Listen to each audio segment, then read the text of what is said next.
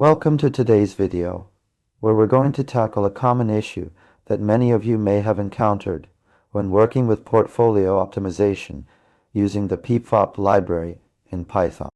If you've ever tried to visualize the efficient frontier of your optimized portfolio, only to find that the plotting functionality isn't working as expected, then this video is for you. In this video, we'll be exploring the possible reasons behind this issue and providing a step-by-step guide on how to resolve it. By the end of this video, you'll have a clear understanding of what's going wrong and how to fix it, so you can get back to optimizing and visualizing your portfolios with ease. So, let's dive right in. When working with pypfopt, the EfficientFrontier class provides a powerful way to optimize a portfolio by finding the optimal weights for a given set of assets. However, when trying to plot the efficient frontier using the built-in plotting functionality, some users may encounter an error or find that the plot is not being generated as expected. There are several reasons why this might be happening. One common issue is that the plotting functionality relies on the presence of certain libraries and dependencies, which may not be installed by default. Another possibility is that there's a mismatch between the version of pypfopt you're using and the version of other libraries that it depends on. To troubleshoot this issue, let's break down the steps involved in plotting the efficient frontier. First, we need to ensure that we have the necessary dependencies installed. This includes libraries such as matplotlib and seaborn, which are commonly used for data visualization in Python.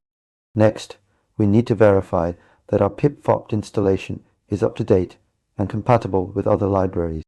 We can do this by checking the version numbers of our installed libraries and comparing them against the requirements specified in the pypfopt documentation. Once we've addressed any potential issues with our dependencies and library versions, we can move on to generating the plot itself.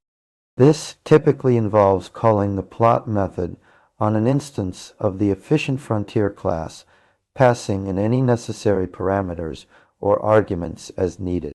To illustrate this process, let's consider a simple example where we're trying to optimize a portfolio consisting of two assets, Apple stock and Google stock. We can use pypfopt to find the optimal weights for these assets and then plot the resulting efficient frontier. So, what are from this discussion? First, when encountering issues with plotting the efficient frontier using pypfopt, it's essential to check that we have the necessary dependencies installed and that our library versions are up to date.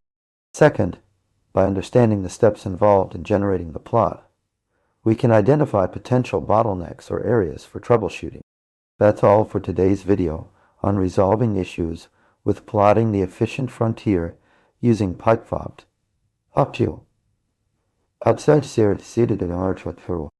We hope you found this explanation helpful and that you are now better equipped to tackle any problems you may encounter when working with portfolio optimization in Python.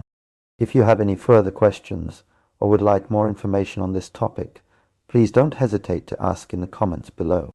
Also, be sure to like this video and subscribe to our channel for more tutorials and explanations on data science and programming topics.